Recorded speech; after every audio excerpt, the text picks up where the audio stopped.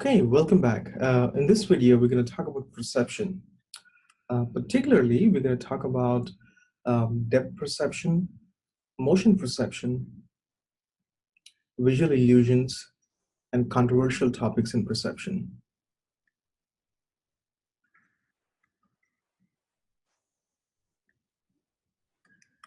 So let's talk about depth perception first. That depth perception is how our mind perceives the distance or the depth. Now we're going to talk about two things here, binocular cues and monocular cues. Binocular cues are cues given by both our left and right eyes, both the eyes are binocular, and the brain then decides how far an object is based on the different kinds of information provided by these two different eyes.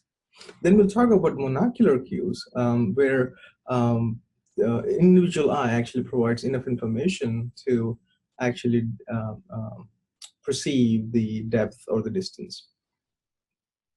Let's first talk about the binocular cues. Now, one binocular cue is called retinal disparity. Now, if you put your finger right in front of your nose as close as possible, then close your left eye and see where the image falls, and you feel like it's on your right. And when you close your right eye, then you see it's on your left. Now, this different in position of the object captured by your right and left eye is like a disparity, a difference in the position of the object. And now what the brain does is it puts together these images and estimates the actual position of the object, including its distance. Now, the way the distance comes in here is this disparity is more between the left and right images, retinal images, when the object is closer to you. But if the object is away from you, then the retinal disparity is much less. Now, depending on the disparity and how much it is, brain will determine how far an object is.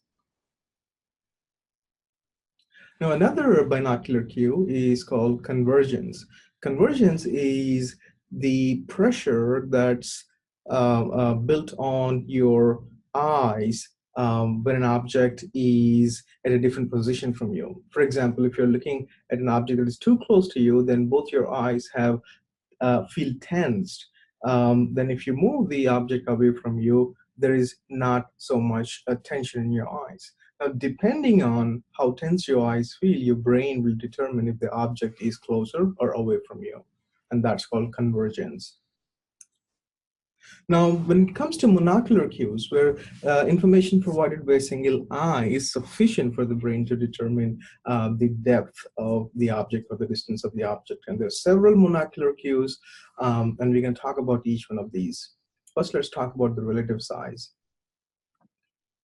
Now, for any objects that we assume to be of the same size, the object that appears bigger, we perceive it as closer. And if the object appears smaller, we perceive it as it's farther away from us. So that is a relative size cue. The next one is interposition. Now, when you have multiple objects and the object that you can completely see is the object that is closer to you, and the object that is obscured or covered is the one that is away from you. So when compared to the blue and the red objects here, our brain perceives that the blue is closer to you because it's complete, it's not obscured, whereas the red one is obscured. And you can apply the same thing here for the yellow and the red. Red is closer than the yellow, and this cue is called interposition. Now, the other monocular cue is relative clarity. Now, if you can see, this part of the image looks clear, whereas this part of the image looks blurrier. So our brain perceives blurrier objects as farther apart when compared to the objects that are clearer. So that's one way of determining the depth. The next monocular cue is texture gradient. Now, if you look at it, the sunflowers here are much clearer, and they have a very coarse texture and a detailed texture when compared to the ones at the end. Do you see that? So the idea is that the closer objects, our brain perceives that the closer objects will have more detailed texture and a better gradient when compared to the objects in the that are far away. And this is texture gradient cue. Another monocular cue is called linear perspective. Here, it is based on the assumption that the parallel lines, they converge as the lines move away from us. So the parallel lines, if they're farther away, they appear to be closer, and the ones that are closer to us, they appear to be apart. Now, this is how we determine the distance when you might have seen this when you drive. This is called linear perspective. Now, this is the interesting monocular cue called shadowing. Now, if you can notice, you can see several oval-shaped shapes here. And as you can see, because of the light and dark nature of the objects here, you get this 3D, three-dimensional appearance to these objects. Some appear as dents, while others appear as bulges. And the reason for this is our brain assumes that light falls from above. And when light falls from above, the lighter place, the lighter parts are up and the darker parts are down. Such things will look as bulges. If it is opposite, if the lighter part is at the bottom and the darker part is at the top, then we see it as a dent. An interesting thing is these same images can be viewed differently. The dents will look as bulges and the bulges will look as dents if you turn it upside down. Well, I can't do it for you. You can pause the video.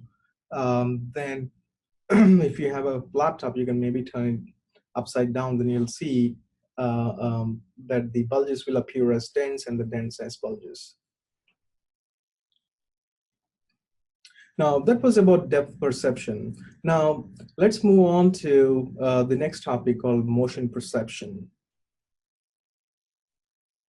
In motion perception, it is about how our brain interprets that the object in the real world is actually moving. Now, there are two kinds of cues that our brain receives that will help it determine if the object is stationary or if it's moving. Excuse me. Now,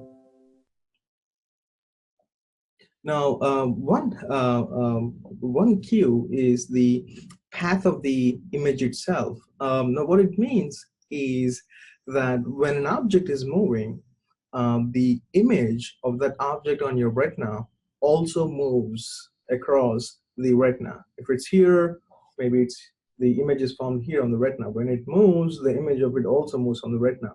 Now, this movement of the image across the retina, the brain will perceive this movement as the movement of the actual object in the real world.